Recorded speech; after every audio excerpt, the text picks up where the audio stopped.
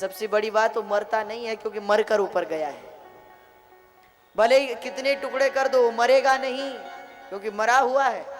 दर्द हो रहा है कि अलग अलग टुकड़े हो गए, पहले उसके कई टुकड़े किए जाते हैं, उसके बाद खौलते हुए तेल में उसे डाल दिया जाता है। हाँ? और बाद में यमदूत जिन पशुओं को उसने खाया है उन्हें वो टुकड़े खिला देते हैं, और फिर उसे खिलाते, उसे दर्द हो रहा है, मुझे चबा रहे हैं, काट रहे हैं, फिर उसे निकाला जाता है उनके मुख से, फिर बना दिया जाता है, फिर मारें, फिर काटें, जो किया। जो लोग शराब पीते हैं उनके लिए बोले, उनको यमदूत कहते हैं बहुत पीने का शौक था, तुम्हारे शौक ऊपर भी पूरे करें। तो कांच होता है, कांच देखा, उसको पिघलाया जाता है, अब पिघलता हुआ कांच उसे पिलाया जाता है कि भैया पियो, बड़ा शौक था। हम मानव हैं, हमारी स्थिति क्या है, क्या गति है हम लोगों की। हम पशु से भी बदतर हैं, हमसे अच्छे तो पशु हैं।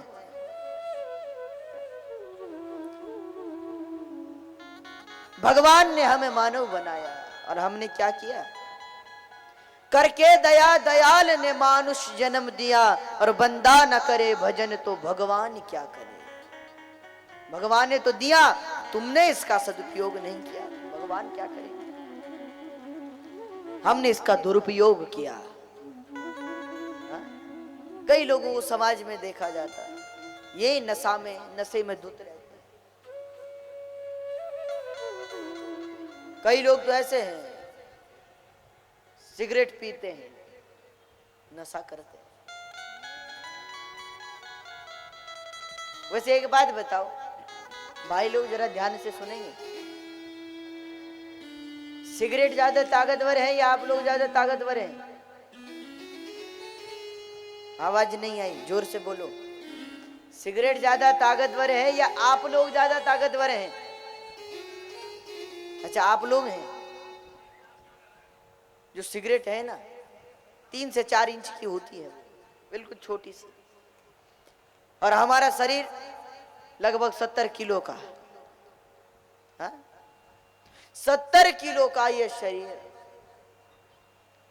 3 इंच की सिगरेट 70 किलो के शरीर को कथा से उठाकर बाहर ले जाती है। अब बार बार कहती रहती है, चल अभी आ जाएंगे। बाहर भी तो वो लगे हैं, क्या आवाज आ रही है, बाहर सुन लेंगे। तो बार बार कहती रहती है, चल चल, तो चलना ही पड़ता है, चलो। उसके अधीन है ना, उसका सेवक है, उसका नौकर है। तो अब बताओ, सिगरेट ज्यादा ताकतवर या हम लोग? 3 इंच की सिगरेट उठाकर ले जाती है। कई लोग तो ऐसे व्यसन करते हैं, नशा करते हैं। हाँ, और नशा भी किसके नाम पर करते हैं? आजकल लोगों ने भगवान को भी नहीं छोड़ा, इंसान को तो छोड़ो। अरे इंसान को तो छोड़ो, पर भगवान को भी नहीं छोड़ा। लोग कहते महाराज हम शिव जी के भक्त हैं। कौन कौन है वो शिव जी के भक्त? शिवरात्रि में वो नशे में धुत रहते हैं। शिव जी ने तुम्हारे सपने में आके कहा कि नशा करना? कहे महाराज शिव जी भी तो तुम शिव जी हो, जो चाहे वो नशे में डूबे हुए, उन्हें नशे से बाहर नहीं आ रहे। क्या स्थिति है हम लोगों की। कई लोगों को देखा शराब पी कर वो पड़े रहते हैं।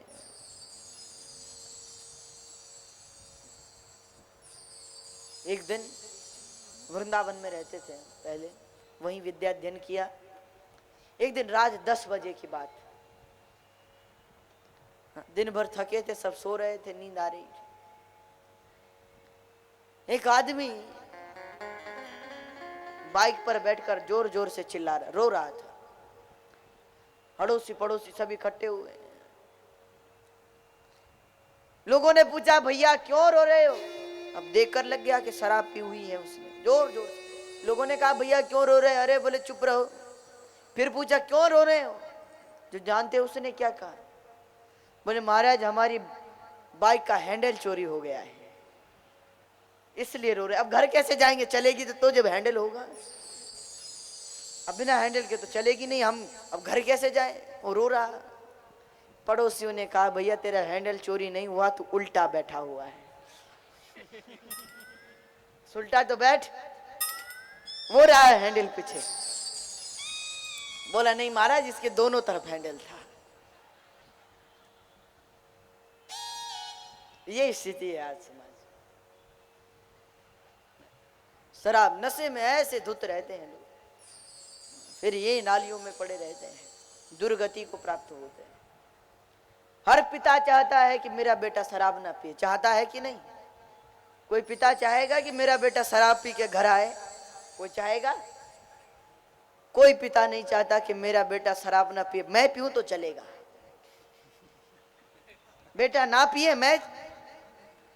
अब हाथ में सिगरेट लेकर बेटे को कहोगे कि बेटा इसको नहीं पीना, वो बात मानेगा तुम्हारी? महात्मा गांधी जी के पास एक बार एक स्त्री आई कि महाराज मेरा बेटा बहुत गुड़ खाता है, जरा इससे कह दो कि गुड़ मत खाया कर। गांधी जी ने कहा ऐसा है 1 महीने बाद आना। वो 1 महीने बाद आई, महाराज अब कह दो। अब बोले ऐसा है 15 दिन बाद फिर आना। 15 दिन बाद फिर आए, महाराज अब कह। बोले 2-3 दिन बाद फिर आना, उस दिन पक्का कह देंगे। तो 2-3 दिन बाद फिर आया। 2-3 दिन बाद आया तो गांधी जी ने बिठाकर उस बच्चे से कहा कि बेटा गुड़ नहीं खाना चाहिए, वो मीठा होता है, दांत खराब हो जाते हैं, ज्यादा मीठा नहीं खाना चाहिए। बेटे ने कहा ठीक है महाराज नहीं खाऊंगा। अब जाते हुए उस स्त्री ने कहा कि महाराज जब बात इतनी ही कहनी थी कि गुड़ मत खाना मीठा होता है, तो इतने चक्कर क्यों दिलवाए? कभी कहीं 1 महीने बाद, कभी 15 दिन बाद, कभी 2-3 दिन बाद, ये क्या कहने की आवश्यकता? गांधी जी ने कहा कि मैं भी पहले गुड़ खाता था, गुड़ खाकर इसे कहता कि मत खाना तो ये मेरी बात मानता। पहले मैंने अपने आप को सुधारा, छोड़ा। जब मेरी आदत चली गई तो मैं इससे कह रहा हूं कि छोड़ दे। इसीलिए आज मानव की दृष्टि, कई लोग मांस खाते हैं पशुओं का, क्या स्थिति है उन लोगों की? भगवान ने 2 प्रकार के जीव समाज में बनाए। कुछ लोग जीभ से पानी पीते हैं और कुछ लोग होठ से पानी पीते हैं। जो जीभ से पानी पीते हैं वो मांसाहारी हैं। कुत्ता, बिल्ली, शेर, चीता, ये सब जीभ से पानी पीते हैं, तो वो क्या है? मांसाहारी। और आप लोग किससे पानी पीते हो, जीभ से कि होंठ से? होंठ से पानी पीने वाले गाय, बैल, घोड़ा, गधा, ये सब होठ से पानी पीते हैं। तो आप किस कैटेगरी में आते हो? होंठ से पीते हो कि जीभ से पीते हो? होंठ से पानी पीते हैं सब। तो यानी हमारा शरीर भगवान ने शाकाहार के योग्य बनाया है। पर लोग ऐसे विचित्र, कई लोग कहे महाराज जंगल में शेर भी तो मांस खाता है, जिस दिन वो सुधर जाएगा उस दिन हम भी सुधर जाएंगे। भाई शेर तुम्हारी तरह रोटी भी तो नहीं बना सकता। शेर रोटी बना सकता है क्या? अब वो रोटी नहीं बना सकता तो खाना पड़ता है, और उसे उस बात का पता भी नहीं। अगर तुम्हें पता नहीं कि मांस खाना पाप है तो उसका पाप तुम्हें नहीं लगेगा, पर तुम्हें पता है कि ये पाप है तो भी खा रहे हो, तो नर्क में भी जगह नहीं मिलेगी।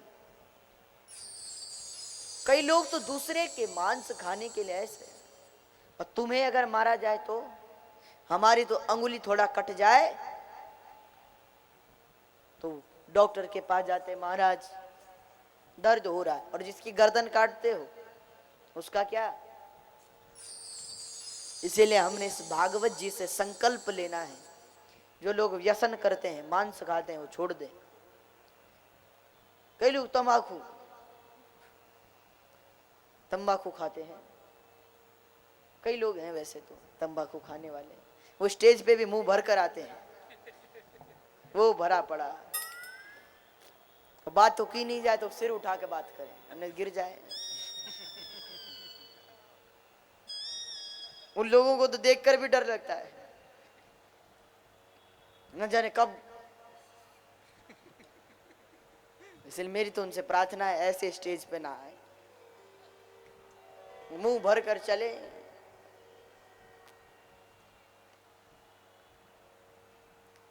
कभी तंबाकू का खेत देखा आप लोगों ने? तंबाकू का खेत देखा? किसी ने हाथ उठाना जरा, जिसने तंबाकू का खेत देखा है। बहुत अच्छी बात है। तंबाकू का खेत बहुत हरियाला माना जाता है, बहुत अच्छा होता है, बहुत प्यारा भी होता है, बहुत हरा भरा। पर तंबाकू के खेत के बाहर बाड़ लगाई जाती है।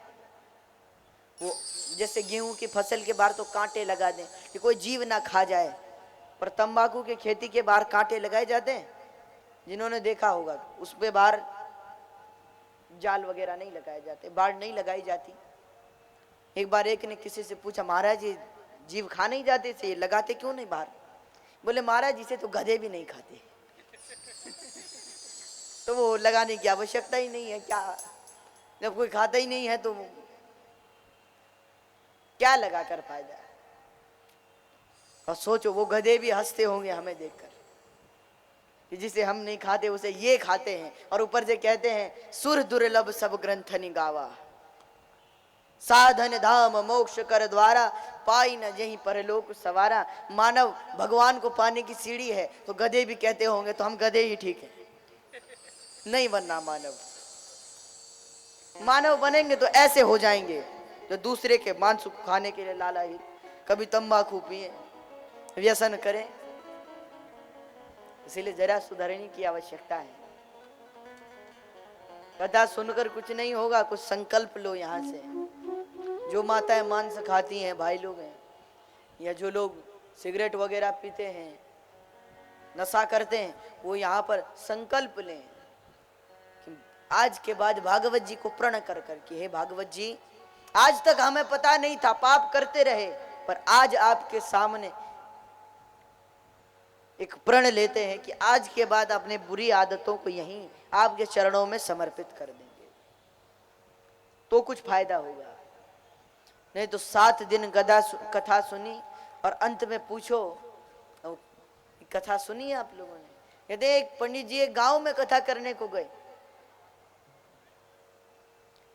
9 दिन तक रामचरितमानस की एक कथा सुनाई। गांव वाले बड़े प्रसन्न हुए, महाराज क्या कथा सुनाई आपने, आनंद आ गया। खूब दान दक्षिणा देकर विदा किया। पंडित जी चल पड़े खुशी की, भाई चलो अच्छे लोग थे, अच्छे श्रोता थे। श्रोता को अच्छा वक्ता मिले, ये वक्ता, ये उस श्रोता का सौभाग्य है। और अच्छे वक्ता, एक वक्ता को अच्छा श्रोता मिल जाए, अच्छा सुनने वाला मिल जाए, ये वक्ता का सौभाग्य है। तो पंडित जी बड़े प्रसन्न हुए कि बड़ा सौभाग्य, अच्छे श्रोता थे, खूब सुनते थे, मुंबई के लोग बड़े ध्यान से सुनते थे। अब पंडित जी चल पड़े कुछ दूर। अब गांव में चर्चा हुई कि भाई बात क्या हो गई। ये एक ने कहा कि हमने ध्यान से कथा ज्यादा सुनी, दूसरा बोले तुमने कम सुनी, हमने ज्यादा सुनी। झगड़ा हो गया। अब शास्त्रार्थ शुरू, एक दूसरे से प्रश्न पूछ, तुमने सुनी तो इसका उत्तर दो, उसका उत्तर दो। अब सब उत्तर देने लगे। एक व्यक्ति ने एक प्रश्न पूछा, भैया इस प्रश्न का उत्तर देकर कोई दिखाए तो मैं मानूं कि उसने ध्यान से कथा सुनी। उस प्रश्न का उत्तर किसी को नहीं आया। सब बड़े परेशान। सबने सोचा पंडित जी ज्यादा दूर नहीं गए होंगे, चलो पकड़ो पंडित जी को, लगता है पंडित जी ने ही नहीं सुनाया, नहीं तो ऐसा नहीं हो सकता कि हम ना सुने, पकड़ो। तो पंडित जी को रोका, महाराज रुको। पंडित जी ने कहा ये क्यों आ गए इतने सब, सारा गांव, हाँ क्या बात है? तो गांव वालों ने कहा महाराज एक प्रश्न था, उसका उत्तर आपने हमें नहीं बताया। क्या नहीं बताया? बोले महाराज प्रश्न ये है, आपने सब सुनाया पर यह नहीं सुनाया कि राम राक्षस थे कि रावण राक्षस थे, दोनों में राक्षस कौन था? पंडित जी कुछ देर सोचने लगे और कुछ सोचकर बोले महाराज न राम राक्षस था न रावण राक्षस था, राक्षस तो मैं था जिसने तुम्हें कथा सुनाई, राक्षस तो मैं था जिसने तुम्हें 9 दिन तक कथा सुनाता रहा। तो ऐसी स्थिति ना हो जाए, इसलिए जो सुनो वो ध्यान से सुनो, जीवन में भी उतारो। तो इस प्रकार भरत जी महाराज की कथा श्रवण कराई। नरकों का प्रसंग आया, नरगों के प्रसंग के पश्चात सप्तम स्कंद में प्रहलाद चरित्र की कथा आई। प्रहलाद जी के चरित्र का गुणगान हुआ। समय का अभाव है, समय काफी हो गया है, तो प्रहलाद चरित्र की कथा आई और प्रहलाद जी ने यह दर्शाया कि जीवन में कल्याण का मार्ग केवल वही है, अकाम सर्व काम होगा, मांगने की लालसा ना हो। तो ऐसी प्रहलाद चरित्र की कथा आई। इसके पश्चात अष्टम स्कंद में भागवत जी के प्रारंभ में गजेंद्र की कथा सुनाई, आपको कल सुनाई थी, जिसका परिवार उसे छोड़कर चला गया। और जब मौत चरण पकड़ती है ना, तो बेटे भी कब तक, बेटे भी फिर हॉस्पिटल में आते हैं, पिताजी बहुत कर्जा हो गया है सिर पर, अब और कर्जा नहीं ले सकते महाराज, अब ठीक है मर ही जाओ, या तो मर ही जाओ या बच ही जाओ। तो फिर सब छोड़कर चले जाते हैं, तो भगवान की याद आती। गजेंद्र को भगवान की याद आई, भगवान ने गजेंद्र की रक्षा की, ग्राह का अंत किया। इसके पश्चात समुद्र मंथन की कथा सुनाई। समुद्र मंथन से 14 रत्न उत्पन्न हुए और लक्ष्मी जी आई, वो भगवान नारायण ने ले ली। कौस्तुभ मणि भगवान नारायण ने ले ली। जहर निकला तो शिव जी को पिला दिया। शिव जी कितने सीधे हैं। हाँ, ततः करतलीकृत्य व्यापी हालाहलं विषम् अभक्षयन् महादेव कृपया भूत भावन, कृपया भूत भावन। भगवान भूत भावन सारा विष पी गए। इतने सीधे हैं शिव जी। वंदे देव उमापतिं सुरगुरुं वंदे जगत कारणं वंदे पन्नगभूषणं मृगधरं वंदे पशूनां पतिं वंदे सूर्य शशांक वहनिनयनं वंदे मुकुंद प्रियं वंदे भक्तजनाश्रयं च वरदं वंदे शिवं शंकरं। वो देव नहीं महादेव है। वामन जयंती कितने दिन की होती है? एक दिन। रामनवमी एक दिन। कृष्ण जन्माष्टमी 2 दिन मनाई जाती है। रात में 12 बजे का जन्म है ना। विश्वकर्मा जयंती 1 दिन। नवरात्रे 9 दिन। सबका 1 दिन, किसी के 2 दिन, किसी के 9 दिन। पर शिव जी का पूरा महीना श्रावण, वहां 1-2 दिन से काम नहीं चलता, क्योंकि देव नहीं महादेव है। तो इस प्रकार अष्टम स्कंद में राजा बलि की कथा सुनाई। भगवान वामन बलि के यहाँ जाते हैं। बलि ने वामन को देखा तो कहा, स्वस्ति स्वागतमर्त्यहं वद विभो किं दीयतां मेदिनी। महाराज स्वागत है आपका, आइए। स्वस्ति स्वागतमर्त्यहं वद विभो, मैं आपको क्या दूं? किम दीयताम, बोलिए। भगवान ने कहा देना ही चाहता है बलि तो मेदिनी, पृथ्वी चाहिए। बलि ने कहा का मात्रा कितनी? तो भगवान ने कहा पदानी त्रीणि दत्तानि भूमेर मह्यम त्वयासुरः, 3 पग भूमि चाहिए। राजा बलि हंसने लगा, 3 पग महाराज, कितने छोटे छोटे चरण आप। तो ठीक है, मैं एक बड़े असुर को बुलाता हूं, वो अपने पैर से नाप देगा। भगवान ने कहा नहीं नहीं, हम अपने चरण से। इतना सुनते ही बलि ने कहा महाराज इसमें आश्रम नहीं बनेगा। तो उन्होंने कहा आश्रम नहीं, मुझे आसन चाहिए। आसन ही 3 पग भूमि के लिए बलि से संकल्प करवाने लगे।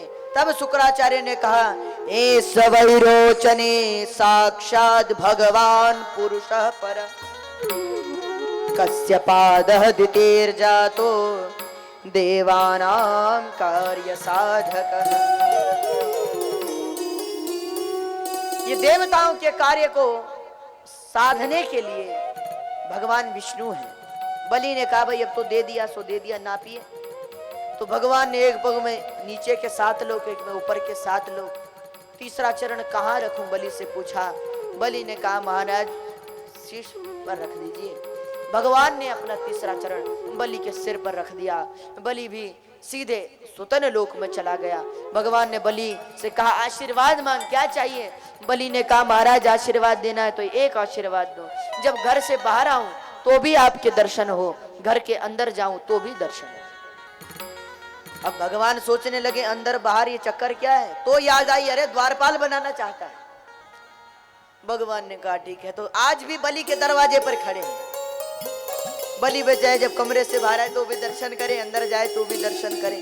कहते हैं लक्ष्मी जी आई बलि के पास राखी लेकर। नारद ने बताया कि तुम्हारे पति तो वहां बैठे। लक्ष्मी जी ने कहा बलि महाराज आपकी बहनें हैं? बलि ने कहा नहीं। बलि ने कहा आपका कोई भाई है? लक्ष्मी ने कहा वैसे भाई तो बहुत हैं पर वैसे कोई भाई नहीं, क्योंकि हमारा भाई एक शंख है, वैसे कोई भाई जचा नहीं महाराज, आप बन जाओ हमारे भाई। ठीक है, राखी पहना दी लक्ष्मी जी ने। पूछा तो क्या चाहिए बहन, मांग क्या चाहिए? सोना चांदी हीरा मोती। लक्ष्मी ने कहा ये तो सब मेरा है। तो बोले जो द्वारपाल बने खड़े हैं ना हमारे पतिदेव, इन्हें लौटा दो हमें। तो बलि ने भगवान के कान में कहा बोले हमारी बहन कह रही है वहां भी जाना और यहाँ भी रहना। तो भगवान दो रूप धारण किए, एक से लक्ष्मी के साथ चले और एक से आज भी बलि के दरवाजे पर खड़े। अगले युग मनवंतर में बलि को भगवान इंद्र बनाएंगे, ऐसी कथाएं अष्टम स्कंद की। आइए नवम स्कंद में प्रवेश करें। इधर भागवत जी के नवम स्कंद में भगवान नारायण के पुत्र ब्रह्मा, ब्रह्मा के पहले सूर्यवंश का वर्णन करते हैं। तो सूर्यवंश में भगवान नारायण के ब्रह्मा, ब्रह्मा के मरीचि, मरीचि के कश्यप, कश्यप की अदिति नाम की रानी से वैवस्वान नाम के सूर्य, वैवस्वान की संज्ञा नाम की रानी से वैवस्वत मनु, और वैवस्वत मनु की एक कन्या हुई, उसका नाम था इला। बाद में उसे पुरुरवा बनाया वशिष्ठ जी ने, सुद्युम्न बना दिया, उस इला को पुरुष बनाया। अब तो धीरे धीरे वो कन्या बालक बन गया तो राज्य करने लगा, ऐसी उसके चरित्र की कथा आई। इधर वैवस्वत महाराज के 10 पुत्र और हुए। इक्ष्वाकु नृगसरियाति दृष्ट दृष्ट करुष्कान नरिष्यन्तं प्रद्रम च नवगम च कविम विभो। इक्ष्वाकु नृगसरियाति दृष्ट दृष्ट करुष्कान इत्यादि 10 पुत्र हुए। जो कवि महाराज थे वो 15 साल की अवस्था में ही विरक्त हो गए।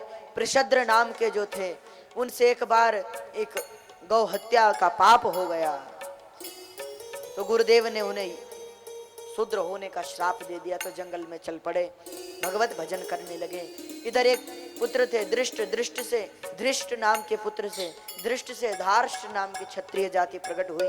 एक पुत्र थे करुष, करुष से कारुष नाम की जाति प्रकट हुई। इन्हीं के वंश में एक इनके ही पुत्र थे शरियाती, शरियाती राजा की एक कन्या हुई जिसका नाम था सुकन्या।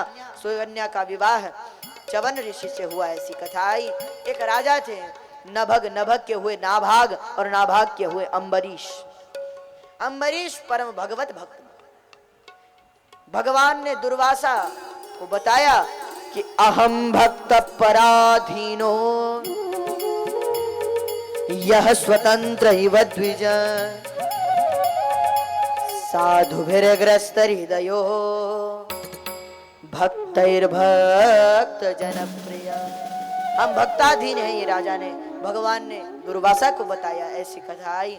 इसी वंश में आगे चलकर खटवांग हुए, खटवांग के दीर्घबाहु, दीर्घबाहु के रघु, रघु के अज, और अज महाराज के घर पर भगवान के पिताजी श्री दशरथ जी हुए, और दशरथ जी के घर पर 4 पुत्र हुए। तो आइए हम सब लोग भी कुछ देर अयोध्या चलें।